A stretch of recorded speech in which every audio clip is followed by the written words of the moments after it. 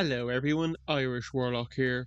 We are over halfway through 2025, and it's been a pretty good year for gaming so far. Split Fiction, Claire Obscura Expedition 33, Doom the Dark Ages, and The Elder Scrolls 4 Oblivion Remastered are just a few of the games that have wowed us this year. However, there is one game that I think could blow them all away. One game that I am looking forward to more than anything else. Vampire the Masquerade Bloodlines 2. This is a game I have been looking forward to for a very long time, and I am so excited for it. I think it could be amazing, as long as they can get it out of development hell. And perhaps they can, as a recent Game Informer story has given us a little bit of information on Bloodlines 2. But before we get onto all of that, a little bit of a history lesson. As the name suggests, Bloodlines 2 is a sequel to the cult classic Vampire the Masquerade Bloodlines. Developed by Troika Games and published by Activision, the original Bloodlines saw players take on the role of a new fledgling vampire who must survive the Knights of LA as they are caught between warring vampire factions. Bloodlines 1 released all the way back in November 2004, and unfortunately from a sales perspective it was considered a failure. It only managed to sell around 70,000 copies upon its release, and this is most likely because it launched alongside Half-Life 2, Halo 2, and Metal Gear Solid 3 Snake Eater, all sequels, all hotly anticipated. And while the critics were quite favourable to the story and world, with many claiming that it was one of the best written games at the time, and praising its use of mature themes and tones, not something usually seen in gaming up to that point, Bloodlines 1 did have some serious drawbacks. Technical problems were quite commonplace, sometimes rendering the game completely unplayable, while the combat was very hit or miss with people. And while the game was nominated for several awards and actually won some of them, it wasn't enough. In February 2005, Troika Games was shut down, just a few months after the game's release. And this should have been the end of the Bloodlines franchise, but like the vampires, known as Kindred, who inhabit the world of darkness, it was hard to put down. Bloodlines had a dedicated fan base that kept the game alive, with the most well-known method being the unofficial community patch. This patch addressed many of the game's technical problems and restored missing and incomplete content, including missions, items, weapons, and characters. The fans went above and beyond with this patch, testing out every concept, providing voice acting for restored characters. Some even went as far as to go to LA to see what the real-world locations looked like for the game. Even former Troika developers provided assistance. Because of this patch, Vampire the Masquerade Bloodlines evolved from a failed game to a perfect example of a cult classic. And with the series sitting idle for over 2 decades, this fan dedication is what allowed Bloodlines 2 to be even considered as a concept. In 2015, Seattle-based developer Hardsuit Labs began developing Bloodlines 2 under the codename Project Frasier, with the game's story going to focus on the emotional challenges an individual would face when becoming a vampire and having to abandon their former life. Like with Bloodlines 1, players would take on the role of a fledgling vampire, someone who had just been recently turned, and would see players get to explore Seattle at Christmas. Bloodlines 2 was officially announced in 2019 to great excitement and was given a release window of early 2020. Unfortunately, however, 2020 would be a difficult year for both Hardsuit Labs and Bloodlines 2, as well as the rest of the world, as the game would face not only delays but the loss of key staff members. This included writer Brian Masoda, who had written Bloodlines 1. In February 2021, Paradox Interactive, the publisher for Bloodlines 2, announced that Hardsuit Labs would no longer be working on the game, and that everything would be moved to a new developer. And many of us believed that Bloodlines 2 would vanish like a vampire at dawn, never to be seen again. And for 2 years we got no news, and Bloodlines 2 was presumed dead. Thankfully, however, in 2023 it was confirmed that English studio The Chinese Room had taken over development, and they had been working on the game for some time. The Chinese Room is known for developing some amazing games, including horror hits Amnesia and Machine for Pigs and Still Wakes the Deep. However, the Chinese Room is a very strange choice. Their games are heavy on the narrative side, which is a good thing in my book, but a lot of them are walking simulators, not an RPG combat adventure game. Thankfully, however, some of the gameplay reveals we've seen seems to put that to rest, as the gameplay and combat do look really good. Now, under the Chinese Room, Bloodlines 2 still suffered from some delays. This time last year, the release date was moved to early 2025, but in March the Chinese room confirmed that the release date would be in October 2025. This was apparently to allow for some performance and stability improvements and for some technical issues to be addressed, as apparently the game is finished, it's just not at 100%. And with October fast approaching, we recently received some more news as Game Informer got a hands-on look at Bloodlines 2. As detailed in the article, members of Game Informer met with the developers from the Chinese room, including Alex Skidmore, the studio design director, and Ian Thomas, the narrative director. But they also met with Jason Carl, the brand marketing manager for Paradox's World of Darkness, the setting for Vampire the Masquerade, and a storyteller for Vampire the Masquerade's actual play show, LA by Night. This man is to Vampire the Masquerade as Matt Mercer is to Critical Role in D&D, and these three went into some detail about what we can expect from the game, what's changed with the Chinese room now in control, and gave the guys at Game Informer some hands-on time with Bloodlines 2. Bloodlines 2 is based on the 5th edition of Vampire the Masquerade TTRPG and is set in the modern day. 20 years have passed since the events of Bloodlines 1, and the world is very different. Technology and society have changed. Surveillance and social media are the lifeblood of the world, and now the Kindred have to adapt to this new world in order to survive. But while the Kindred are facing new challenges from the humans of the world, the old rivalries are still there, as Seattle and Phyre, our new protagonist, find themselves in the middle of a war between different vampire factions. Which is nothing new, as Carl says, only now it's starting to heat up a little bit. We don't know who these vampire factions are, but the best guess would say they are well-known and established sects of the series. Most likely the Camarilla or the Anarchs, maybe the Sabbat or the Quasian, all of whom were in Bloodlines 1. Over development, many aspects of Bloodlines 2 have changed, but some have remained the same. The setting of the game is still Seattle and it still takes place over the Christmas period. But one important thing that did change was the player character. Gone is a new fledgling vampire protagonist. Instead, we are something far older, far deadlier. Phyre, also known as the Nomad, is a 400-year-old elder vampire who has witnessed historical events from around the world and who has been in a state of torpor, essentially a coma, for the past century. Phyre has only recently emerged from this coma, with their most powerful vampiric abilities being limited by a mysterious brand they have on their hand. We know this brand was given to them by another vampire, Isabella. In her journeys, Phyre will be accompanied by a disembodied voice in their own head. This is Fabian, a thin-blood Malkavian who is also a private investigator. Fabian suffers from amnesia, and it's said that he has a very positive and enthusiastic outlook on life. Or unlife as it may be. While Phyre will be more blunt and jaded, making their relationship quite interesting.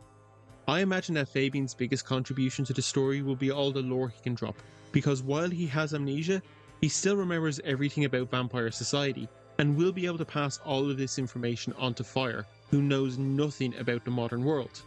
It'll be interesting to see how this relationship develops as the game progresses and how it may potentially impact both the gameplay and the story. I really like this change up for the type of character that we're going to be playing as. Being a fledgling vampire was just too obvious. I fear it would have drawn too many comparisons to Bloodlines 1 and other RPGs where you're the new kid on the block. As for what Phyre will be like, we know that they are fully customizable, with us choosing their gender, appearance and vampiric clan, all of which Game Informer got to see in the demo. This demo began with a female Phyre waking up in a deserted building where we were quickly introduced to the feeding mechanic, i.e. drinking human blood, and a realization that her powers have been weakened. Now, despite this shackling of their most powerful vampiric abilities, Phyre does start off with 3 abilities: super strength, telekinesis, and a gliding ability to help you get around Seattle. All players will get these abilities at the start of the game, plus others that are tied to your clan. However, unlike Bloodlines 1, you don't pick your clan in character creation. You'll pick your clan after you've had a bit of time to experience the game and play around with Phyre. But I'll get onto all of that in a little bit. Now, as I've mentioned, Vampire the Masquerade is rich in lore. When a game is so rich in lore, and that lore exists over so many different sources, it can be a bit difficult to onboard new players with all of that information in a way that seems natural. Thankfully, however, Phyre and Fabian's relationship works in getting that lore across easily and naturally. As we've said, Phyre's just come out of a coma and knows nothing about the new world they find themselves in. And here's Fabian in their head with all of that information to share. And we got to see that in the demo. As Phyre is leaving the building, she's confronted by the Seattle police, and Fabian has to inform her of the importance of keeping up the Masquerade. The Masquerade is an organised operation created and enforced by the Camarilla to convince Kine, the regular people of the world, that vampires do not exist. The Masquerade is the cornerstone survival strategy for all kindred, for without it humanity would band together and eradicate all vampire kind.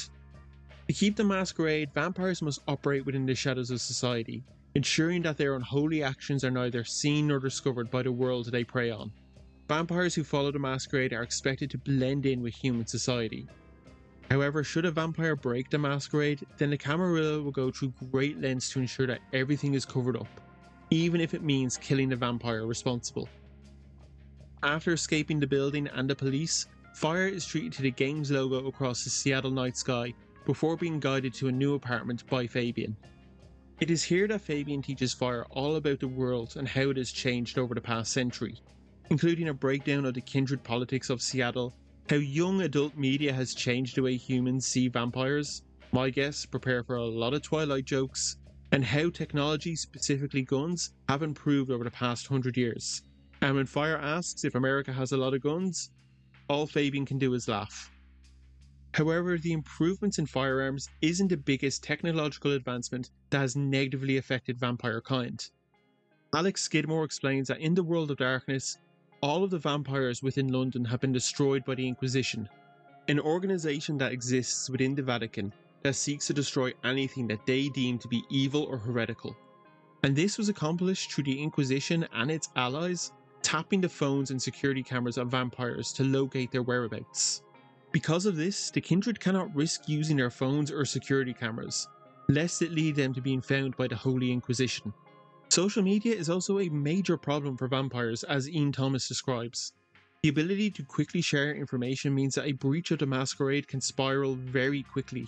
Once Fabian has explained how the world has changed over the past 100 years, it's time for the most important choice in all of Vampire the Masquerade: choosing what clan you belong to. A clan is a vampire's lineage, the family that they've been embraced by. Kindred Society recognises 13 unique clans, although it is believed that there are others out there, and possibly some that have even gone extinct. Now, despite there being 13 clans in the World of Darkness, we can only choose from 4 in Bloodlines 2. First we have the Brujah, a clan of rebellious brawlers always looking for a fight that will disrupt authority. As a Brujah, you will be loud and confrontational, focusing on taunting your enemies before engaging them in quick melee combat, which can be passively boosted after you feed. Next is the Venture, an aristocratic, elegant clan who believe in tradition and order. Only humans who have gathered their own positions of power can ever hope to join this clan. The Venture abilities allow them to control the minds of others and wipe their memories entirely. When a Venture feeds, they can expect a nice boost to their defense. The Banu Hakim, also known as the Batman clan, are a clan of sneaky assassins. Their abilities include a decapitating slash, the ability to freeze time, and a passive that boosts your stealth after you feed. The Banu Hakim are the only playable clan in Bloodlines 2 that were not an option in Bloodlines 1. And finally we have the Tremere, a clan of academics and researchers who can use their vast knowledge of blood to perform dark magic. This knowledge of magic allows them to focus on ranged combat like throwing blood knives, teleporting around the battlefield, and making your enemies explode in a gory mess. When a Tremere feeds on its victim, the body will turn to dust. The Tremere were my favourite clan in Bloodlines 1 and will likely be my first choice in Bloodlines 2. We also know that 2 more clans will be added at a later date through some DLC. The Game Informer guys choose the Banu Hakim as their clan, and this is where we learn that even after you pick your clan, you're not fully locked into it. The devs go on to explain that you can unlock almost every clan ability regardless of which clan you pick at the start. At one point much later in the demo, Phyre meets with Mrs. Thorne, a member of the Tremere clan, and through Mrs. Thorne, Phyre can unlock abilities from the Tremere clan, even if she's not a member. This doesn't make picking your clan pointless, however, as the clan you choose does affect how people will perceive Phyre. Now, I do have mixed feelings about this, as I don't really like it when a game tells you to pick a faction, class, or specialization, and then just gives you the option of getting all the abilities and benefits from the others regardless of that choice. When this happens, it just feels like the choice doesn't really matter. Thankfully, picking a clan still has a role-playing / social element, and if you want, you can just ignore the abilities that come with the other clans anyway. Also, the devs did say that almost every clan ability can be unlocked, so hopefully there are some abilities out there that do stay closed off. The last point I'll say on this is that I will be okay with this if there is an in-world lore / story reason as to why this works. Maybe the fact that Phyre is an elder vampire, or the brand on their hand is allowing them to learn from other clans.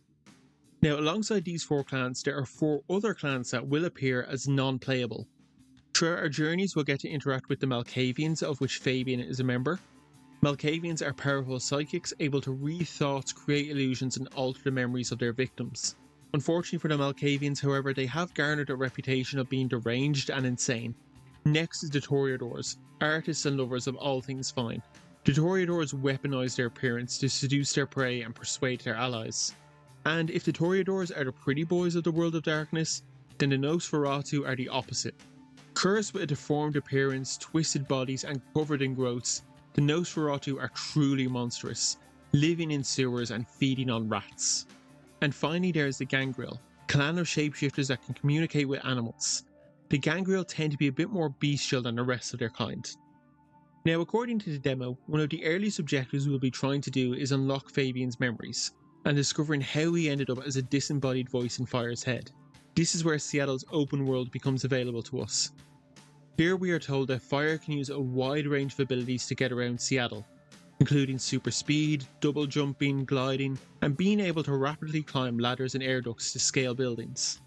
Now, we have no idea if you can climb up every building or can climb up really high buildings like a skyscraper, but this is certainly giving me Arkham City, Arkham Knight vibes. As you're making your way through Seattle, there will be a meter at the top of your screen that represents the Masquerade.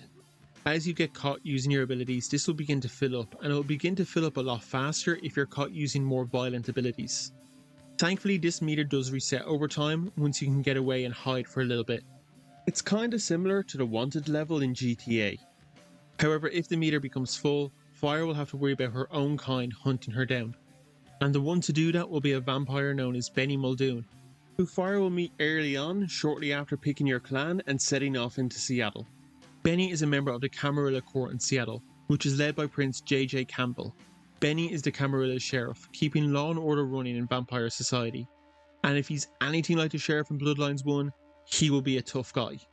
When we run into Benny, however, he is hunting some Thin Bloods for sport, which seems to be something that he's not meant to be doing. Thin Bloods are the vampires who are at the bottom of the pecking order. They are the last of their generation and are looked down upon by other vampires. When Benny is confronted in the demo, Phyre does her best to stand up to him, but things don't go the way she expects. Benny does leave her alone, but he tells her that she only has 24 hours to leave the city, and if she doesn't, he'll hunt her down. However, this interaction is not written in stone.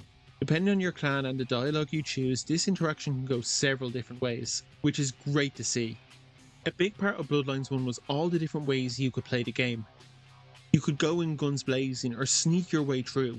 You could use dark magic or persuade, intimidate and seduce your way to your objective. There was no wrong way to play. So hopefully this little example here is an indication that we can tackle encounters in a variety of different ways and get a variety of different outcomes. During the demo, Phyre encounters several groups of ghouls to fight. Ghouls are mortals who consume vampiric blood and in doing so become faster and stronger. They heal more quickly and do not age due to their vampire blood. However, ghouls do become dependent on their master's blood and must regularly feed to keep their powers. Since the Game Informer guys are playing as a Banu Hakim, they can use their clan powers to do some serious damage to these ghouls without being seen. After a quick feed, Phyre becomes silent and is easily able to drain the blood of groups of enemies without being seen, before wreaking bloody carnage when she's caught, including decapitating someone and throwing their head at someone else, before sinking back into the shadows to begin the process all over again. We can also expect a wide variety of enemies to face off against, especially as the game progresses. When feeding in combat, it is fast and violent, usually ending with Phyre taking out their target, like smashing their head off the ground. In contrast, however, Phyre can feed in social situations as well, drinking the blood of everyday people out in the city. This, however, requires a little bit of work, and failure could lead to a violation of the Masquerade. Feeding also has some new changes when compared to Bloodlines 1. It's not just about healing or regaining your strength. Bloodlines 2 will be introducing a new mechanic called Blood Residence, which is present in the 5th edition of the tabletop RPG. There are people out there in the world with strong emotions, and these emotions can affect a person's blood, which in turn can give a vampire certain effects after feeding. Each resonance is different and affects each clan in a different way, but to get your victim to feel these emotions, you have to put in a little bit of effort and make them feel that emotion. Be charming and seduce someone to give them sanguine blood, while choleric blood is associated with anger and jealousy. Melancholic blood is linked with fear and sadness, which can be brought out by scaring your victim, letting them escape, and then chasing them down. Now, we've talked about how your clan, actions, types of blood, and dialogue choices can affect your gameplay, but so can your clothes, and not just in giving you protection. Every ability from each clan has a corresponding outfit, which I guess means we won't be buying them in shops. Each clan also has its own style. The Venture like to be dressed in expensive clothing, which makes perfect sense for them, while the Banu Hakim will be wearing loose-fitting clothing with large hoods to hide their appearance, perfect for sneaky assassins. The Brujah dress in leather jackets, typical garb for a bunch of bruisers, while the Tremere wear modernised version of ancient clothing. And as I said, the types of clothing you wear can affect your interactions with NPCs. For example, in the demo, Phyre is wearing seductive clothing when she approaches a sex worker planning on seducing them and draining their blood.